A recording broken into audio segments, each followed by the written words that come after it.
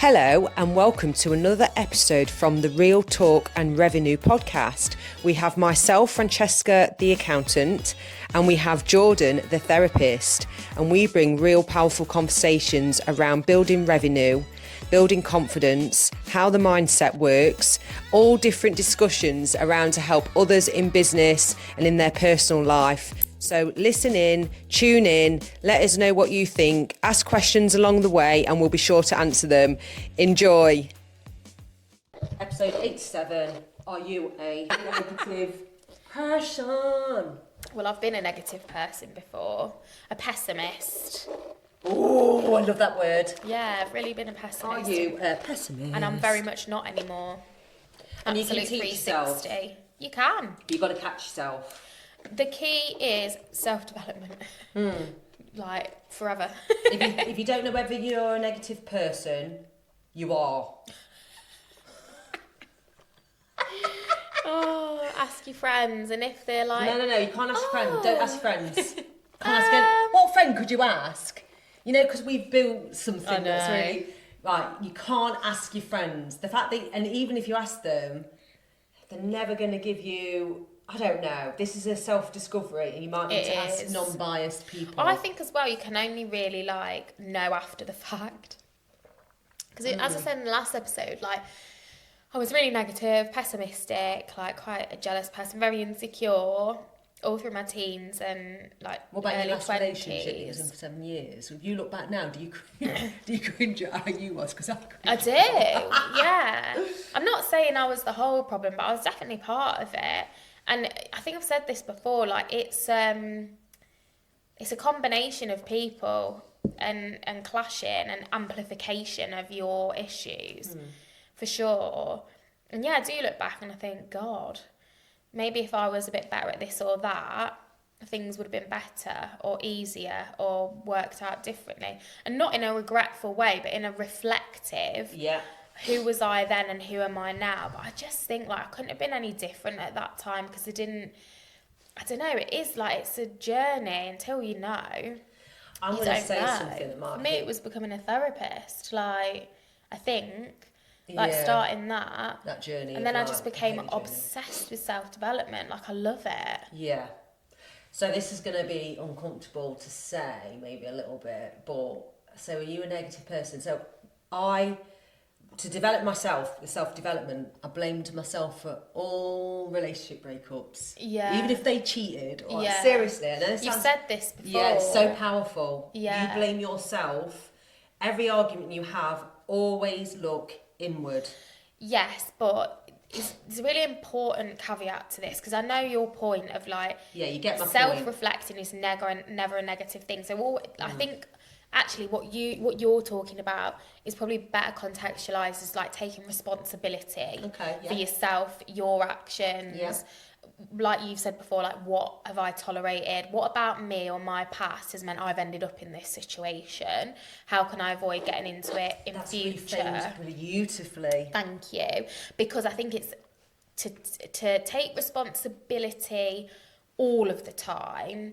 Sometimes for certain types of people who have a clinical level of low self-esteem or low self-worth is when people get stuck in what can be risky and dangerous situations as well. But if you think about domestic abuse and things that and gaslighting, so there's a fine line in everyday life, absolutely. Yeah, and that's my experience every day. But my caveat would be if you've had a particularly difficult childhood, if you've experienced domestic violence, any levels of abuse, and there'll be people that might listen to this at some point now or in the future that probably are experiencing that wouldn't even put themselves in those categories. Gaslighting is a very powerful thing. It's awful. And somebody that's gaslighting you, they want you to take the blame for something that's got nothing to do with you. So I think that's the only caveat, be really careful. That's obviously... Just take responsibility for yourself and that's the obvious... your decisions. Just to be clearer. Yeah. Mine's coming from...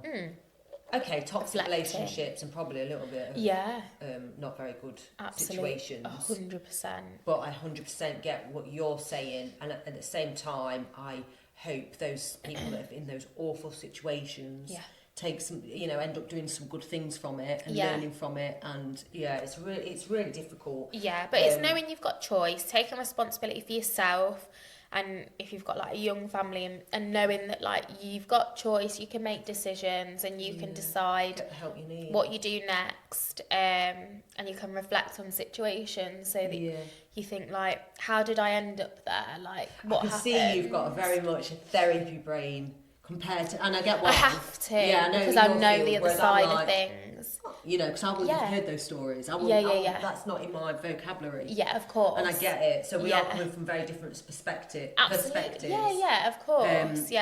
It's just an important caveat. Yeah, because there might be someone listening it going, it's not as easy as just doing your 1, 2, 3 step or whatever. Yeah. But I always find there's a way. Oh, absolutely. Out of a really bad 100%. situation. Always. Awful. I say this with no full experience, but I've got some experience in You that have, stuff. and you're in a way one of those people that would minimise your own experiences and wouldn't categorise it in a certain way at times. People don't know what goes on behind closed doors, and No. I also think there's a way of. So, for example, I can have a one-on-one conversation with somebody, and they'll tell me their past, and it's because of this and it's because of that, and I'm thinking, you don't know the half of what I've been through. Yeah. So I've come from that experience and sorted my life out. Yeah. So please, Absolutely. and I've got to be careful not to minimise their experience. Yeah, it's not to like minimise anyone else's experience. But it's just to say that like you'd be surprised, and you can find examples of this like in the media, like online all the time, like celebrities and people that are in the spotlight. One example that comes to mind, like Davina McCall, she was addicted to heroin, like she talks about it openly. So imagine how negative she would have been. yeah, so again, if you need to take inspiration, like go out there and find people, that's what I did. And have a bit of a role model, like and if there's you can do it, like you can do it. You can get some support. Yeah. Wow. So are you a negative thinker? What are the classic pessimistic statements? Can you think of anything? I know this is on the spot and this is how we do it's just like a pessimist, like they always see the negative side of things, like, and we're not saying like that's your fault, it's a conditioned way of thinking, but you can start to choose differently. Somebody says something positive, you've got to say something negative about it. Someone's got an achievement, you're always finding a way to minimise it. I think Luca, my son, I've caught him doing that a few times. That's hilarious. Yeah. And I'll say to him, hang on a minute. He's obviously he's young, he's 16, he's still learning, developing, and obviously he's got different family members around. Yeah. What you'll see though, I think there's a difference between like being a pessimist and being insecure. Like sometimes there's an overlap. Oh yeah. So sometimes it's coming from a place of insecurity and comparison, like, oh well, it's not that good anyway because you want to be doing it, or because But a pessimist will more often than not be negative about everything, like the job, the relationships they're in, what's going on in the world, like everything's against them. What about the classic? So I worked with somebody that was going away in August. Used to go away every year in August. Oh, it's going to rain again. And because it rained once or twice out of 6-7 days, they'll hold on that every year it rains. Yeah. They say that before they go. So you want to be like shifting it, reframing your thoughts, like hoping for better weather this year, like fingers crossed. No, it rained last year, but you know what? This is the year we're going to have 7 days of beautiful sun and laugh it off. Yeah. It's such a small tweak. Yeah. Rather than going, always rains when we go away. And I'm like...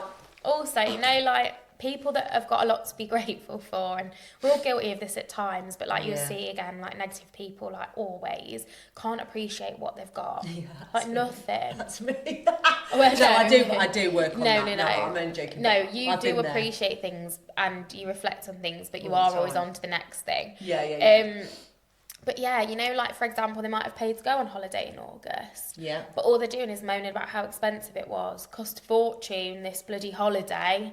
Yeah. And you're like, you what? Yeah. But it's probably really expensive. You're going in August, but you've paid for it and you've been able to book it and go. Like, that's more than a lot of people can afford. And it's subtle reminders how much it cost them. Well, that meal was costing me. If you're around that as a partner. Yeah.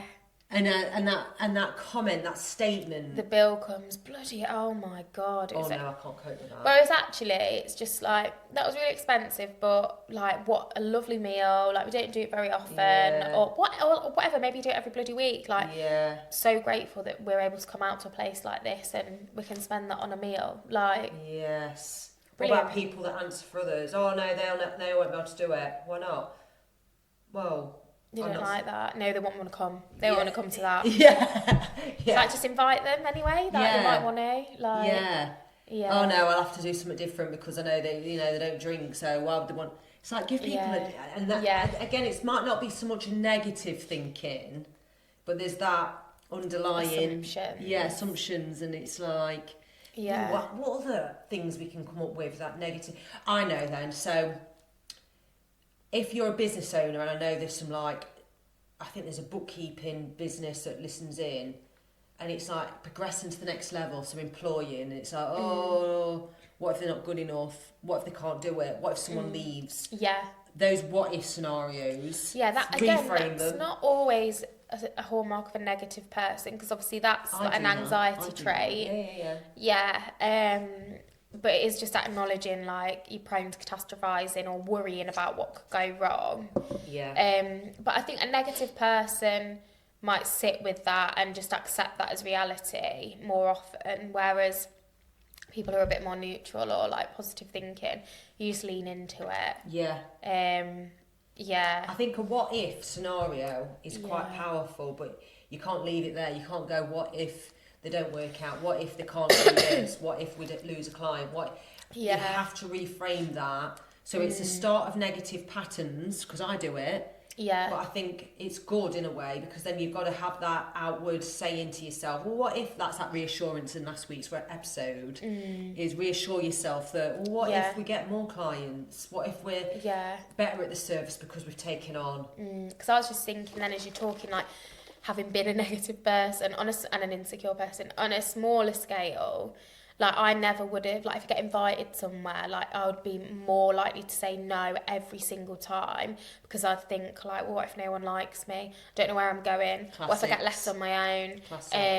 And so I'd just be like, I'm not going. Like, I'm not going. Whereas now I'd be like, oh, I don't know who's going to be there. Like, but honestly, like, my brain now is more like, well, get to go and meet more like-minded people. Like, I'm going, but again, because I'm only really going to places that are aligned for me. Like, I'm not putting myself in situations just to be liked or whatever. So it's definitely a growth thing. But yeah, like, I would be much less likely to, like, take a risk or just see how it goes, like, curiously enter situations, or I don't know, even like say no to things. Like, do you know what I mean? It's it's a funny one. Whereas actually you're more likely to just lean into it, be like, what am I scared about? Like, questioning it, like, what am I scared about? Why am I catastrophizing? Right, let's give it a go, because, like you say, flip it. Like, well, it might go really well. Like, why might I want to go to this thing? Opportunities, meeting nice people, whatever. It's so true, and I can see why a lot of people, so employers as well, will miss out on the best junior people because they fail to see the energy they bring because of, I don't know, they don't have this qualification, or they've not done this the traditional way, and it's like, brilliant, you need a bit of fresh energy in, like, take a risk, like, give them a go, give them a chance, and you can easily, like, forget those people as such, because the quiet ones usually have got more about them than people realise. And I think you can be so negative and stale in your own business, so just watch for that. And you might not even think. I know somebody that thought they weren't a negative person. Do you know what I'm on about? And they were pessimistic. And they saw the wrong things that was a negative. So the what if scenarios, they assume you're a negative person because you're coming up with them, like, what ifs. And it's not. It's a lot more than that. And it's interesting who you're around, that you can, and like I say, it works where you own that they're negative and tell them, for example, and they can reshape and shift and change. Give someone an opportunity to change by being honest. I think that's so important. Definitely. And you know what I read about 3 months ago, and I'm a big believer in it, and I have been for years, but the more uncomfortable conversations you can have, the more successful you will be in life. 100%, yeah. I'm going to say that again. So the more uncomfortable conversations you can have, the more successful you'll be in life. 100% in every area of your life. Yeah. Don't shy away from difficult conversations. And it's like, well, maybe you shouldn't say that because you're going to, like, it's going to be upsetting. And, oh, I know it is. I never do it. I'm a sensitive person. Yeah, same. And the more sensitive you are, it's hard. The harder to have those conversations because you will take on the emotions of other people. Yeah, which I do. And you want to smooth it over and quick. It's not your responsibility all of the time, like, all to smooth things over. Like, it's your responsibility to be honest, isn't it? And let other people kind of make their own decisions, or you can support that, you know, like, especially in business, like, you are going to have difficult conversations, but equally it's being able to say, like, this is an issue, but this is what we can do to you're not being nasty. Like, this is the it's not personal. No. And even if it is, like I said, it's going to be personal in your relationships or whatever. Yeah. It's always how you approach the communication without it being, it doesn't mean you're being negative. Yeah. Someone that's not ready to change and adapt may shout at you negative, you're always having a go at me, and all the things that make you question yourself. We mentioned this in another episode, didn't we? If you're met with defensiveness all the time, it's usually a sign that somebody hasn't kind of done their own work. Yeah. If it's always defensive, like reflecting back. And it can make you feel that you shouldn't have brought anything up in the first place. Mm-hmm. That's really interesting. Because it's like, how do you reassure yourself if you haven't done the inner work with a therapist that can teach you that, hang on a minute. Yeah, and controversially, I will say this, but you don't always need a therapist. Like, no, you don't. Self-help books are amazing. Like, they're so accessible. Like, freebies all around. Yeah, like, you know, go to the library, grab a book, like, start reading. You can learn a lot from books and podcasts. And we've said this before, haven't we? Like, so true. You don't have to go to therapy. Like, if you can access therapy, I'd highly recommend it. Just make sure you choose a therapist. It's not someone that's assigned to you. Yeah. But if not, like, you don't have to be able to go to therapy to work through things like, self-development. So if you love listening to our podcast, please find us on social media. I do a lot on my LinkedIn. Yeah. Mine's more about business growth, development. I do vlogging on my YouTube. Uploaded my holiday vlog from Egypt. If you're interested, find me all under the same name. Yeah. And if you're interested in any more subjects coming, or you've got any ideas, please reach out. Yeah, send us a message. Follow us on Instagram, Real Talk and Revenue. We're on TikTok as well. And we are growing the brand. It's like... Yeah, just steadily. It's a long game for us, isn't it? It's a long game. Yeah. I think podcasts are only going to get bigger and meatier, so just watch this space. See you soon. Take care. Bye.